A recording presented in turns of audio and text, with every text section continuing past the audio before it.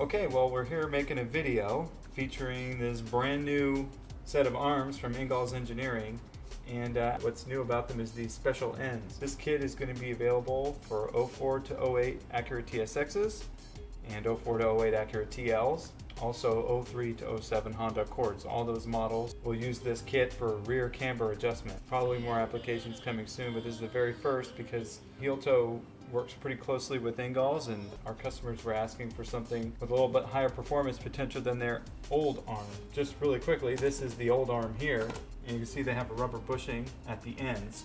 Pretty similar to the factory style. This is a TSX factory arm, and it does have these pretty fancy looking bushings in there. The Ingalls arm only has rubber bushings on both ends. Rubber bushings can deteriorate over time, and some people with a little bit more higher performance needs were finding limitations with these rubber bushings. So we had Ingalls make these arms with spherical bearings in the ends, and it has them on both ends. They're fully sealed, and they're all complete units. They're basically different inserts into the same ends. But that's pretty much it. It's a new arm because of the new ends, and we're here to evaluate those and see how they work. So you notice the kit has two arms in it, but here we've got one of each arm laid out against each other. Really the reason to get the Ingalls arms is because they're adjustable for length. This factory arm is a fixed length using the geometry figures that Honda Acura came up with would work really well for the car. And the rear suspensions in these cars are extremely sophisticated. They're some of the best handling front-wheel drive cars you can buy, but through the course of lowering or the need for added performance, ability to adjust camber is really important. So replacing links with adjustable length links will allow you to do that. When you get the Ingalls kit, it's going to come disassembled. So let me show you how they go together. You're going to get instructions. There's a lot of good information in there, and you can read that when you get your own, but I'm going to show you how to do it right now. The arms come wrapped up in some foam or paper, and you'll notice that on this particular kit, the arms are two different lengths. You're going to get 4 of these bushing / bearing ends, and you'll notice that 2 of them have silver nuts and 2 of them have black. These are right hand threaded. It's because when you turn the bar, the links will want to go in and out, and 2 of them have to be threaded opposite. So you're going to get a silver one on each and a black one on each. Last important thing to notice is that there are 2 different widths of the bearings. Notice that this one is narrow and this one is wide compared to that one. You get the same thing with the black nut ends.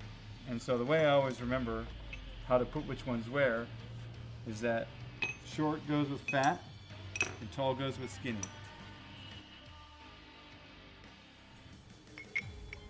Of course, yeah, sometimes you get lucky and get that right the first time. If it doesn't thread in, you'll want to use the other end or flip the bar around because you probably got the wrong end. These threads can get a little sticky. You might have to muscle it a little bit. If it really doesn't go, like if it really gets stuck, you might just call it at an end there. Sometimes some debris gets in these threads. That causes a problem.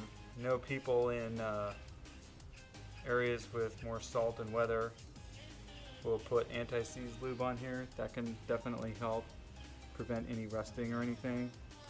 The parts aren't specifically prone to rusting, but some of the stuff they put on the ground in certain states is really nasty.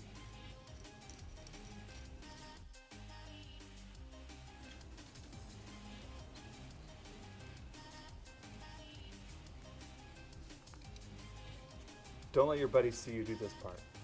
So you're going to do this on both sides. There are 2 arms per side, so you're going to order these quantity of 2 to get 1 for each side.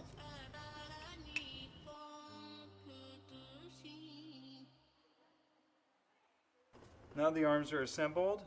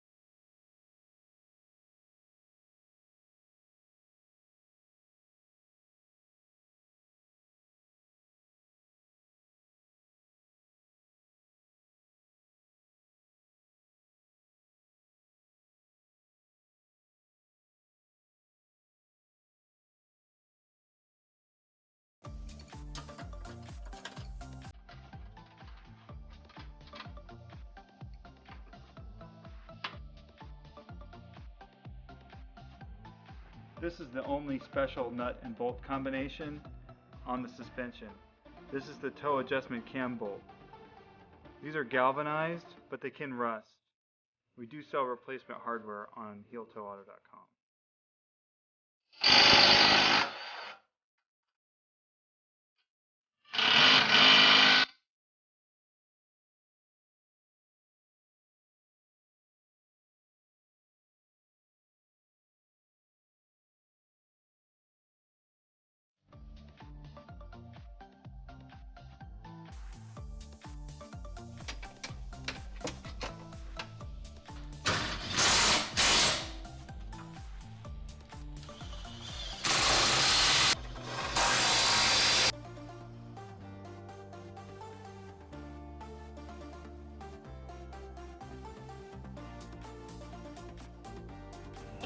Now we've got the two new arms installed with the new spherical bearing ends.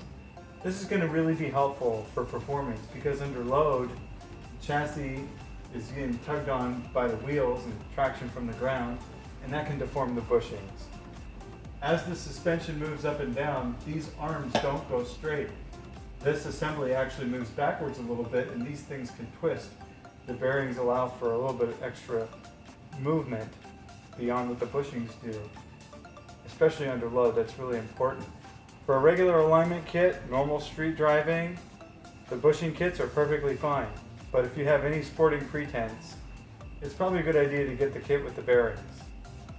These are brand new arms, and we just got the very first set installed in the car. I'm really excited to see how they drive after getting alignment. Well, I've had a couple of days to drive around with the new Ingalls control arms in the back of the TSX. And while they are spherical bearings, I'm pretty happy to report that they don't actually make the ride uncomfortable at all, especially being in the back where a lot of the ride is dictated. I'm not really feeling any roughness or harshness that I didn't really expect. The front end of this car has more spherical bearings and it's very juddery over railroad tracks and things, but the back, it doesn't really feel anywhere near that intense of a vibration as you're going over sharp bumps. So actually, I really think it's quite a comfortable package. Something that would be really great again for sporting people. For that little bit of extra comfort, perhaps the rubber bushings are better. Although, yeah, as a performance-minded person, I'm much happier with the spherical bearings in the rear.